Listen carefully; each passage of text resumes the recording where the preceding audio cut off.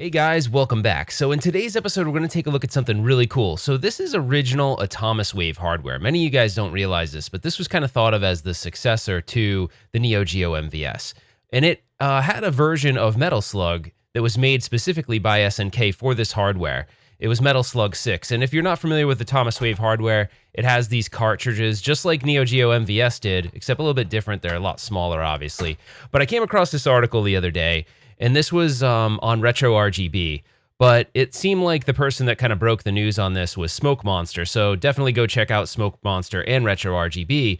But someone actually took the time to port this version of Metal Slug 6 from the atomiswave hardware that you see right here to the Sega Dreamcast because the hardware is so similar that it was an easy way to. It's almost not even really considered a port, but I thought this was really cool. So if you have a Dreamcast with a GDEMU, or you have a Terra Onion mode or something like that, one of these multi optical disc emulators or ODEs, optical disc emulators, you can load the files, and I'll actually have a link in the description to the RetroRGB article that shows this. But let's dive right into it, because this is really neat.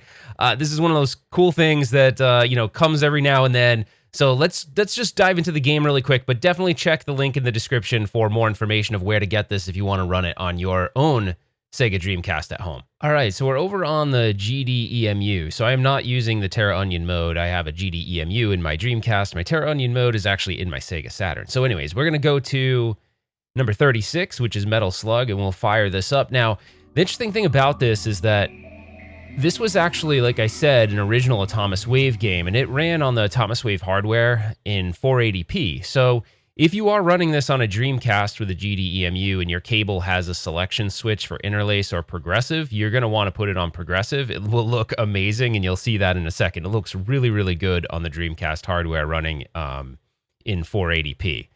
So we should get this thing fired up here in a second. The load times aren't too bad because we're running off of SD card here instead of an optical drive. Like I said, we're using an optical drive emulator here. And the GDI and CDI files will be available to you in the link in the description if you want to do this on your own system.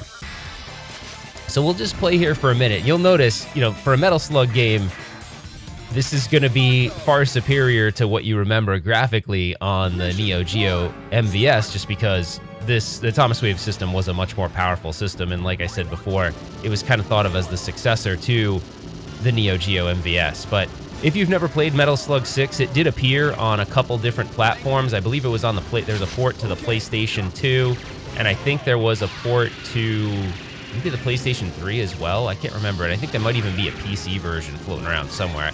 I can't really remember. I've only played it on the atomiswave hardware, the hardware I have here. Actually, I had never played the game, believe it or not, until I got my hands on some atomiswave hardware. And I actually have the original cart, which I showed you guys a little earlier. And the funny thing is, I don't know if my cart I have is an original or a bootleg. I have to go check that. It might be a bootleg. There was a lot of bootlegs of this game floating around where it wasn't the original version. And guess what? Those of you watching, it does have blood. So there you go. So anybody who's, you know who you are, where you're no blood, no buy. But here you're not buying anything. This is actually provided for free.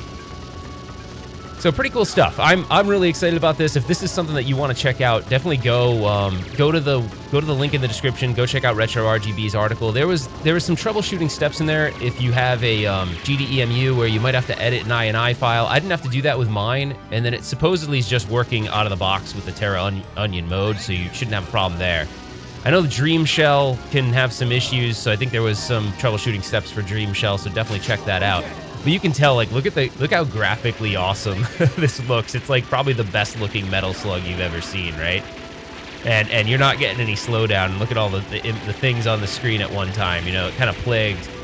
MVS had issues when you had lots of sprites on the screen. It would, oftentimes slow down on you. A lot of people thought, when they play these games in emulation, that it has something to do with the emulator, and it really doesn't. It's just how that machine worked. I think it had to do with CPU and memory mapping and stuff like that. It just wasn't optimized.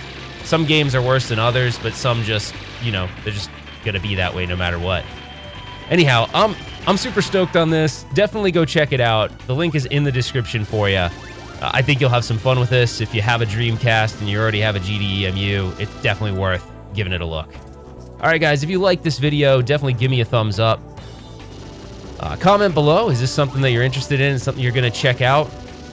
Or have you already played it on other platforms so you don't want to go through the efforts? And we'll see you guys on the next one. Take care, guys.